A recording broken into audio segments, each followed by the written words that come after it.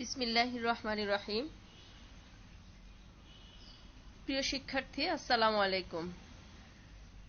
জীববিজ্ঞান ক্লাসে তোমাদের স্বাগত জানাচ্ছি। সবাই কেমন আছো? আশা করছি ভালো আছো। আমিও আলহামদুলিল্লাহ ভালো আছি। শীত আসি আসি করছে, বিভিন্ন দিকে রোগের প্রকোপও বেড়ে গেছে। তোমরা সবাই সাবধানে থেকো। আমার সমস্যার কারণে গত সপ্তাহে আমি ক্লাস নিতে পারিনি। আলহামদুলিল্লাহ আজ নির্ধারিত সময়ে তোমাদের সামনে আসতে পেরে আল্লাহ শুকরিয়া আদায় করছি। ক্লাসের শুরুতেই তোমাদেরকে শিউলি ফোটার সকালের শুভেচ্ছা জানাচ্ছি। আমার পরিচয় তোমাদের জানা আছে, তাই স্কিপ করছি। আজ একাদশ শ্রেণীর শিক্ষার্থীদের উদ্দেশ্যে যে বিজ্ঞান প্রথম পত্রের প্রথম অধ্যায় আলোচনা করব। আমরা জানি প্রথম অধ্যায়ের বিষয়বস্তু হচ্ছে কোষ ও এর গঠন। প্রিয় শিক্ষার্থী, গত ক্লাসে আমরা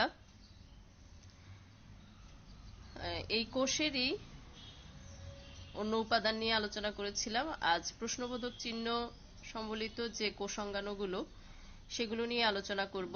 তোমরা নিশ্চয়ই চিনতে পারছো প্রশ্নবোধক চিহ্নিত অঙ্গাণুগুলো কি কি।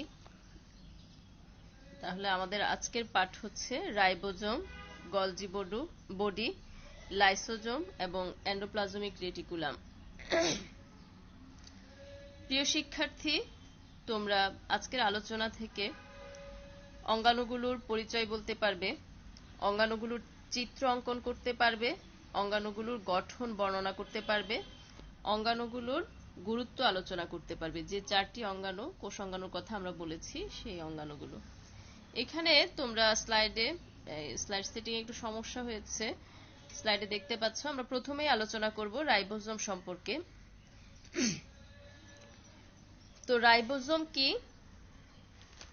রাইবোজোম তোমরা দেখতে পেয়েছো হয়তো কোষের চিত্রে, যে নিউক্লিয়াসের পাশে কতগুলো নালিকা আছে, সেখানে নালিকার মধ্যে বৃত্তাকার কিছু উপাদান দেখতে পেয়েছো। আবার কোষের মধ্যে অনেক সময় ছড়িয়ে ছিটিয়ে গোলাকার ছোট ছোট কিছু অঙ্গাণু দেখতে পাওয়া যায়। এগুলো হচ্ছে বা গলজি বডির আশেপাশেও থাকে, এগুলো সবই হচ্ছে রাইবোজোম। অর্থাৎ মূলত সাইটোপ্লাজমে মুক্ত অবস্থায় বা এন্ডোপ্লাজমিক রেটিকুলামের গায়ে দানাদার কণাগুলোই হচ্ছে রাইবোজোম। রাইবোজোমের নামকরণ কে করেছেন? রিচার্ড বি রবার্টস বিজ্ঞানী 1958 সালে রাইবোজোমের নামকরণ করেন। রাইবোজোম দুই প্রকার, আকার এবং সেডিমেন্টেশনের সহগ হিসেবে রাইবোজোম দুই প্রকার। প্রথম প্রকার হচ্ছে 70S রাইবোজোম, এগুলো প্রোক্যারিওটিক সেলে পাওয়া যায়। আর দ্বিতীয় প্রকার হচ্ছে 80S রাইবোজোম, এগুলো ইউক্যারিওটিক কোষে পাওয়া যায়। বা ইউক্যারিওটিক কোষের রাইবোজোমের প্রকৃতি হচ্ছে 80S প্রকৃতির। 70S প্রকৃতির রাইবোজোম হচ্ছে, রাইবোজোমের আণবিক ওজন হচ্ছে 2.7 2.7 × 10⁶ ডাল্টন। আর 80S রাইবোজোমের আণবিক ওজন হচ্ছে 40 × 10⁶ ডাল্টন। তো এখানে তোমরা বলতে পারো যে এস মানে কি, 70S বলতে কি বোঝায়? এস হচ্ছে মূলত একটি একক, যেটা অধঃক্ষেপের হারকে বোঝানো হয়। তো কোনো বস্তুকে সেন্ট্রিফিউজ করলে তলায় যে অধঃক্ষেপ জমা হয়, সেন্ট্রিফিউজ করার সময় বিভিন্ন ভর সম্পন্ন বস্তু অধঃক্ষেপের হারকেই বলা হয় এস। এখানে এসটা হচ্ছে ভেদবার ইউনিট। সেন্ট্রিফিউজ যন্ত্রের দ্রুত ঘূর্ণনের সময় বিভিন্ন ভর সম্পন্ন বস্তুর অধঃক্ষেপণের হারকে ভেদবার্গ একক বলে। তো বিজ্ঞানী ভেদবার্গের নামের প্রথম অক্ষর দিয়েই এখানে একককে এস হিসেবে চিহ্নিত করা হয়েছে। তো এইখানে তোমরা দেখতে পাচ্ছ 70S রাইবোজোম 50S এবং 30S দুইটা সাব ইউনিট নিয়ে গঠিত। আর 80S রাইবোজোমটা 60S এবং 40S দুটি সাব ইউনিট নিয়ে গঠিত। অর্থাৎ প্রত্যেকটি রাইবোজোম দুটি সাব ইউনিট নিয়ে গঠিত, একটা বড় সাব ইউনিট আর একটা ছোট সাব ইউনিট। আমরা চিত্রে দেখব সেটা। এখানে দেখতে পাচ্ছ 80S রাইবোজোমের দুটো সাব ইউনিট, যেটা রেড কালার, সেটা বড় সাব ইউনিট, আর যেটা একটু মানে নীলাভ সাদা সেটি হচ্ছে ছোট সাব ইউনিট। আর 70S রাইবোজোমের ক্ষেত্রেও একটা বড় আর একটা ছোট, ওখানে দেখা যাচ্ছে একটা 50S আর একটা 30S সাব ইউনিট। রাইবোজোমের আকৃতি এবং গঠন কিরকম? আকৃতি মূলত বৃত্তাকার, ত্রিকোণাকার বা পঞ্চকোণাকার হতে পারে, বেশিরভাগ ক্ষেত্রেই বৃত্তাকার, ত্রিকোণাকার বা পঞ্চকোণাকারও হতে পারে। আর রাইবোজোম চৌড়াই 22 ন্যানোমিটার আর উচ্চতায় হচ্ছে 20 ন্যানোমিটার। রাইবোজোম তৈরি হয় প্রোটিন এবং আরএনএ দিয়ে। একাধিক রাইবোজোম যখন একসাথে পুঁথির মালার মতো অবস্থান করে তখন এদেরকে বলা হয় পলিজোম বা পলিরাইবোসোম। পলিসোম বা পলিরাইবোসোম। আসলে আজকের ক্লাসে আমি 4টা অঙ্গাণু নিয়ে আলোচনা করব, তো একটু সময় ব্যয় হবে, তোমরা আশা করি তোমরা ধৈর্য সহকারে ক্লাসে উপস্থিত থাকবে। তো রাইবোজোমের কাজ কি? রাইবোজোমের কাজ হচ্ছে প্রোটিন সংশ্লেষণ করা। রাইবোজোমকে প্রোটিন তৈরির কারখানা বলা হয় বা প্রোটিন ফ্যাক্টরিও বলা হয় কোষের। কারণ হচ্ছে কোষে যখন আরএনএ থেকে প্রোটিন তৈরি হয় তখন অ্যামাইনো অ্যাসিডগুলোকে রাইবোজোমই মানে টিআরএনএ, রাইবোজোমের যে বিভিন্ন স্থান আছে সেই স্থানগুলোতে টিআরএনএ বিভিন্ন অ্যামিনো অ্যাসিডগুলোকে এনে সজ্জিত করে। তো এই ক্ষেত্রে রাইবোজোম আরএনএ থেকে প্রোটিন তৈরির সময় প্রধান ভূমিকা পালন করে, সেজন্য রাইবোজোমকে প্রোটিন তৈরির কারখানা বলা হয়। এরপরে রাইবোজোমের আরেকটা গুরুত্বপূর্ণ কাজ হচ্ছে সাইটোক্রোম উৎপন্ন করা। মানে যারা কোষীয় শ্বসনে ইলেকট্রন পরিবহন করে সাইটোক্রোম, এই সাইটোক্রোম রাইবোজোম উৎপন্ন করে। এরপরে গ্লুকোজের ফসফোরাইলেশনে রাইবোজোম মানে রাইবোজোমেই সংগঠিত হয়। গ্লুকোজের যে ফসফোরাইলেশন হয়, ফসফেট সংযুক্তি হয়, এই ফসফেট সংযুক্তিটা রাইবোজোমেই হয়ে থাকে। এবার আমরা দ্বিতীয় অঙ্গাণু সম্পর্কে আলোচনা করব। দ্বিতীয় অঙ্গাণুটা হচ্ছে গলজি বডি।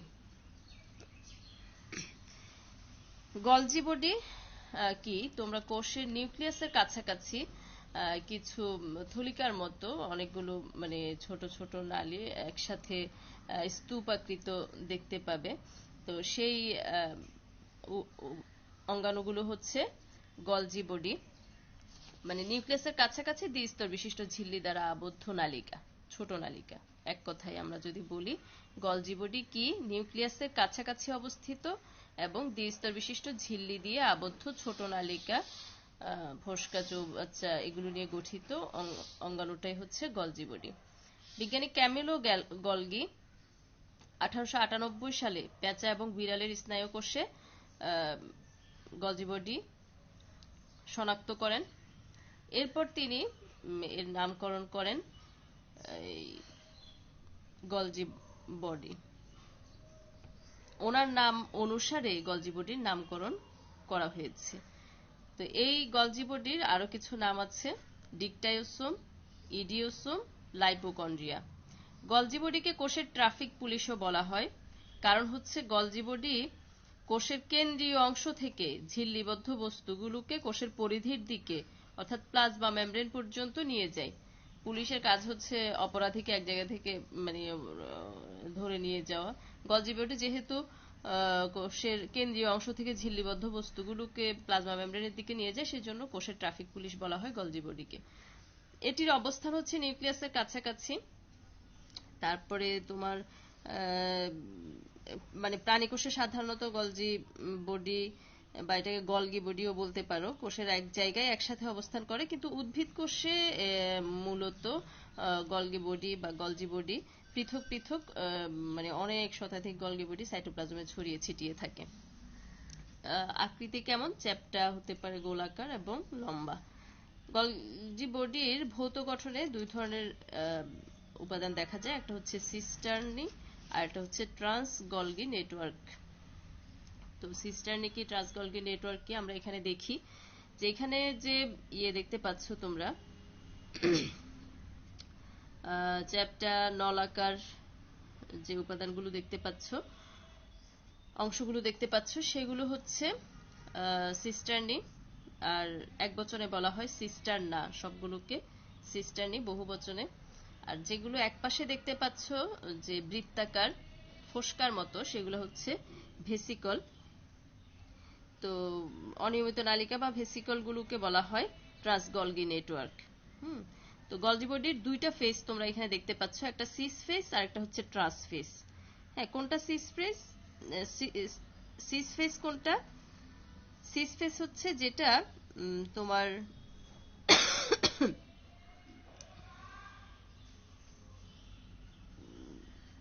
মানে নিউক্লিয়াসের কাছাকাছি থাকে, যেটা সেটা হচ্ছে সিস ফেস।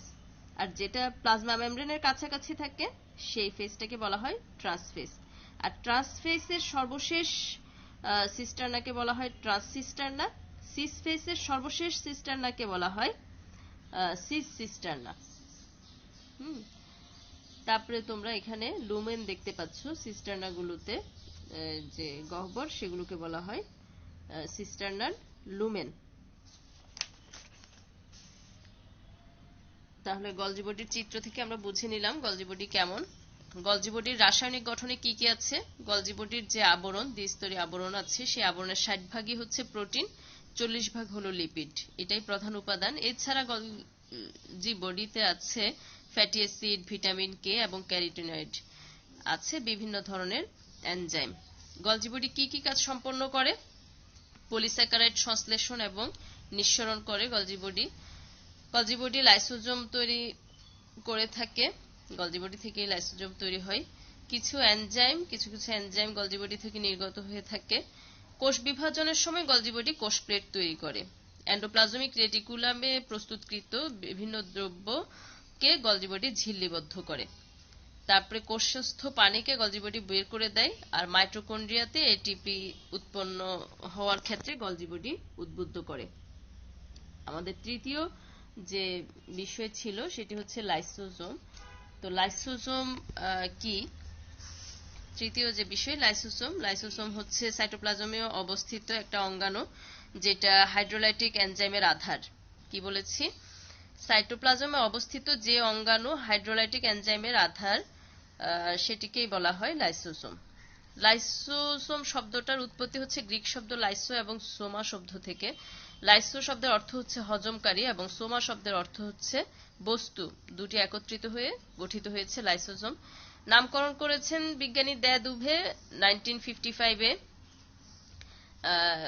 তো উনি এনজাইম সমৃদ্ধ দ্বিস্তরী ঝিল্লিবদ্ধ অঙ্গাণুর নামকরণ করেছেন লাইসোজোম।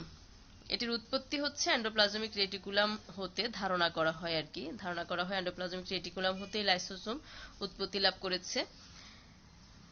লাইসোজোম প্রাণীদেহে সবচেয়ে বেশি থাকে, মানে প্রাণী কোষেই থাকে, উদ্ভিদ কোষে কম থাকে, তো বা থাকে না বলা হয়। বর্তমানে উদ্ভিদ কোষে অবশ্য লাইসোজোমের মতো অঙ্গাণু আবিষ্কৃত হয়েছে। তো প্রাণীদেহের শ্বেত রক্তকণিকাতে সবচেয়ে বেশি, প্রায় সব কোষে এই লাইসোসোম থাকে। আর আরবিসিতে অর্থাৎ রেড ব্লাড সেলে কোনো লাইসোসোম থাকে না। লোহিত রক্তকণিকায় কোনো লাইসোসোম থাকে না, সবচেয়ে বেশি থাকে কোথায়? শ্বেত রক্তকণিকায়। আর উদ্ভিদ কোষে লাইসোসোমের মতো যে অঙ্গাণু আবিষ্কৃত হয়েছে তার নাম হচ্ছে স্ফেরোসোম বা অলিওসোম। লাইসোসোমের চেয়েও ক্ষুদ্রাকৃতির অঙ্গাণু উদ্ভিদ কোষে দেখতে পাওয়া যায়। লাইসোসোমের ভৌত গঠনে দেখা যায় এরা বৃত্তাকার।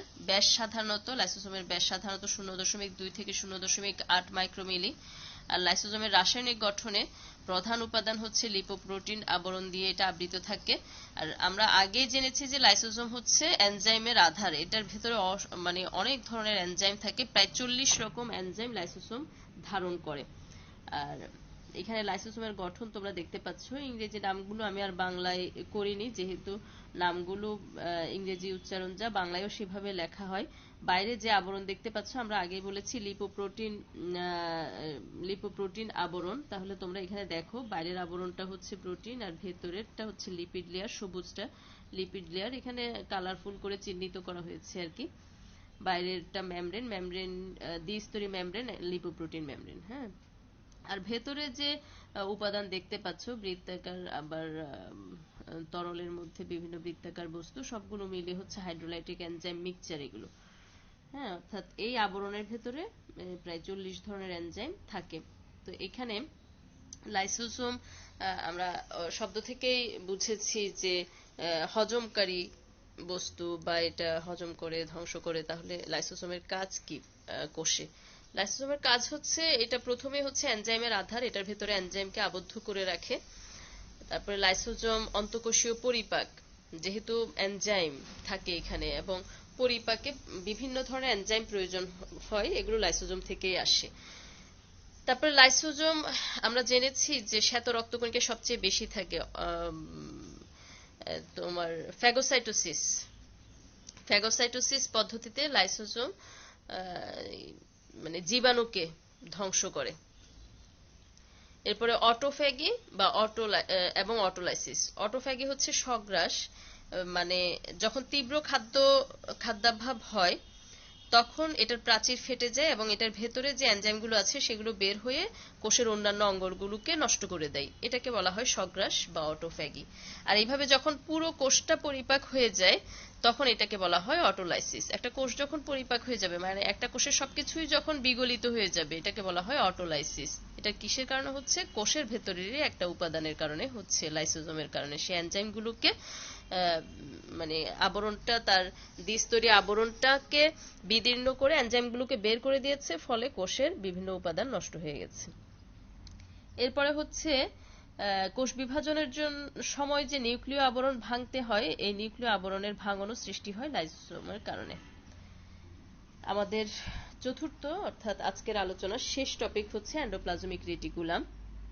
এন্ডোপ্লাজমিক রেটিকুলাম কি? তোমরা নিউক্লিয়াসের সাথে কতগুলো জালিকা বিন্যাস দেখতে পাবে চিত্রে। সেই জালিকা বিন্যাসগুলোই হচ্ছে মূলত এন্ডোপ্লাজমিক রেটিকুলাম। অর্থাৎ পরিণত কোষের সাইটোপ্লাজমে যে জালিকা বিন্যাস দেখা যায় সেগুলোই হচ্ছে এন্ডোপ্লাজমিক রেটিকুলাম বা অন্তঃপ্লাজমীয় জালিকা। আবিষ্কার করেছেন বিজ্ঞানী পোর্টার এবং পোর্টারের সঙ্গীরা 1945 সালে যকৃৎ কোষে প্রথম আবিষ্কার করেন এবং 1953 সালে নামকরণ করা হয় এন্ডোপ্লাজমিক রেটিকুলাম। এটার উৎপত্তি হয় সাইটোপ্লাজমীয় ঝিল্লি, নিউক্লিয় ঝিল্লি থেকে ধারণা করা হয় আর কি। আর সব ইউক্যারিওটিক কোষেই কিন্তু এন্ডোপ্লাজমিক রেটিকুলাম অবস্থান করে। সবচেয়ে বেশি থাকে যকৃৎ কোষে, অগ্ন্যাশয় কোষে, অন্তঃক্ষরা গ্রন্থি কোষে। রাইবোজোমের উপস্থিতির উপর নির্ভর করে এন্ডোপ্লাজমিক রেটিকুলাম দুই প্রকার, একটা মসৃণ এন্ডোপ্লাজমিক রেটিকুলাম আর একটা অমসৃণ এন্ডোপ্লাজমিক রেটিকুলাম। তো মসৃণ এন্ডোপ্লাজমিক রেটিকুলাম হচ্ছে যে এন্ডোপ্লাজমিক রাইবোজোমে রাইবোজোম থাকে না, আর অমসৃণ এন্ডোপ্লাজমিক রেটিকুলাম হচ্ছে যে এন্ডোপ্লাজমিক রেটিকুলামে রাইবোজোম থাকে। এন্ডোপ্লাজমিক রেটিকুলামের ভৌত গঠনে তিন ধরনের উপাদান দেখা যায়, একটা সিস্টার্নি, আর একটা ভেসিকল, আর 3 নাম্বার হচ্ছে টিউবিউল। সিস্টার্নিটা আর ব্যাস হচ্ছে 40 থেকে 50 মিলিমাইক্রন, ভেসিকলের ব্যাস 20 থেকে 50 মিলিমাইক্রন এবং টিউবিউলের ব্যাস হচ্ছে 50 থেকে 190 মিলিমাইক্রন। রাসায়নিক গঠনে প্রধান উপাদান হচ্ছে প্রোটিন 60 থেকে 70 ভাগ এবং সাথে থাকে লিপিড 30 থেকে 40 ভাগ। এছাড়া 15 ধরনের এনজাইম, প্রায় 15 ধরনের এনজাইম এন্ডোপ্লাজমিক রেটিকুলামে অবস্থান করে। অমসৃণ এন্ডোপ্লাজমিক রেটিকুলামে আরএনএ এবং গ্লাইকোসিজোম থাকে। আর অমসৃণ এন্ডোপ্লাজমিক রেটিকুলামের ক্ষুদ্র অংশগুলোকে বলা হয় মাইক্রোসোম।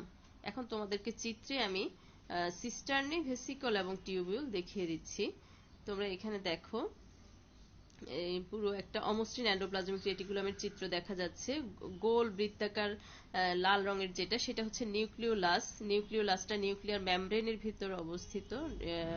পুরো নীল রঙের যে মেমব্রেনটা দেখতে পাচ্ছ, এটা পুরোটাই হচ্ছে ভেতর উপাদানগুলো সহ হচ্ছে নিউক্লিয়াস। আর এর পাশে যে জালিকা দেখতে পাচ্ছ, সেই জালিকাগুলোই হচ্ছে এন্ডোপ্লাজমিক রেটিকুলাম।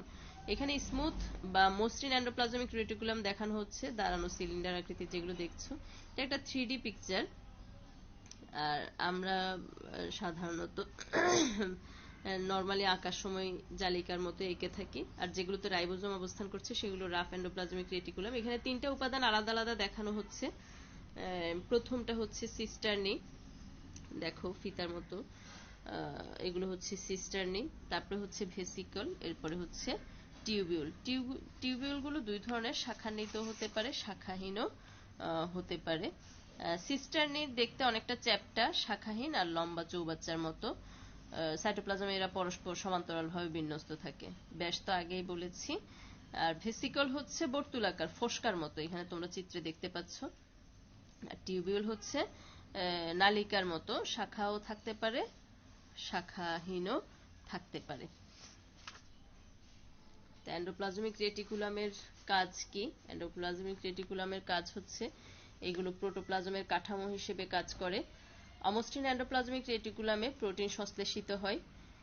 মসৃণ এন্ডোপ্লাজমিক রেটিকুলামে লিপিড, হরমোন এবং গ্লাইকোজেন সংশ্লেষিত হয় বলে বিভিন্ন মত থেকে জানা যায়। তারপর লিপিড এবং প্রোটিনের অন্তঃবাহক হিসেবে এন্ডোপ্লাজমিক রেটিকুলাম কাজ করে। কেউ কেউ বলেছেন কোষপ্রাচীরের সেলুলোজ তৈরির ক্ষেত্রেও এন্ডোপ্লাজমিক রেটিকুলামের ভূমিকা আছে। রাইবোসোম এবং গ্লাইঅক্সিজোমের ধারক হচ্ছে এন্ডোপ্লাজমিক রেটিকুলাম, আর কোষে উৎপাদিত বিষাক্ত পদার্থকে নিষ্ক্রিয় করে দেয় এন্ডোপ্লাজমিক রেটিকুলাম। আমরা 4টি উপাদানের আলোচনা শেষ করেছি। তো কোষে আরো এই ধরনের বিভিন্ন অঙ্গাণু রয়েছে। আমি বাকি সবগুলো অঙ্গাণু সহ তোমাদেরকে একটা কাজ দিচ্ছি, সেটি হচ্ছে এখানে তোমরা 5টি রোয়ের একটা ছক দেখতে পাচ্ছ। ক্রম, অঙ্গাণু, আবিষ্কার, গঠন, কাজ। ক্রম 1, 2, 3 এভাবে হবে। অঙ্গাণুতে তোমার হতে পারে গলজি বস্তু, এন্ডোপ্লাজমিক রেটিকুলাম, তারপরে লাইসোসোম ইত্যাদি বিভিন্ন সিরিয়ালি একটা একটা করে হবে। কে আবিষ্কার করেছেন, কত সালে আবিষ্কার করেছেন, গঠন কেমন, কি কি আছে, যেমন এন্ডোপ্লাজমিক রেটিকুলামে আছে সিস্টার্ন, তারপরে তোমার সিস্টার্না, এরপরে আছে ভেসিকল, টিউবিউল। ভৌত গঠন, রাসায়নিক গঠন দুটো আলাদা আলাদা দিবে। ভৌত গঠন হচ্ছে দেখতে কেমন, তারপরে হচ্ছে কি কি আছে, আর রাসায়নিক গঠনে হচ্ছে রাসায়নিক উপাদান কি কি আছে সেগুলো মেন গুলো দিয়ে পয়েন্ট করে লিখবে। আর কাজ, অঙ্গাণুটার কাজ কি, কি কি কাজ করছে, 1 নাম্বার, 2 নাম্বার, 3 নাম্বার। এই ছকটা তোমাদের জন্য বেশি গুরুত্বপূর্ণ কেন? এই ছকটা যখন তোমরা তৈরি করে ফেলবে তখন তোমাদের বিভিন্ন অঙ্গাণুগুলোর আবিষ্কার, গঠন, কাজ এক দৃষ্টিতে তোমাদের সামনে চলে আসবে, এবং এমসিকিউ কোয়েশ্চেনে কিন্তু এই প্রশ্নগুলো হয়। তখন একটু স্টুডেন্টের যদি মুখস্থ না থাকে তাহলে বিভ্রান্ত হওয়ার সম্ভাবনা থাকে। তো ছকটা তৈরি করে যদি তোমরা মুখস্থ করে ফেলতে পারো তাহলে বিভ্রান্ত হওয়ার সম্ভাবনা কম, এবং এমসিকিউ প্রশ্নের উত্তর যথাযথভাবে দিতে পারবে। তো ধৈর্য ধরে আজকের ক্লাসে উপস্থিত থাকার জন্য সবাইকে ধন্যবাদ। সবাই ভালো থেকো, এবং পরবর্তী ক্লাসে আবার দেখা হবে ইনশাল্লাহ। ভালো থেকো সবাই। আল্লাহ হাফিজ।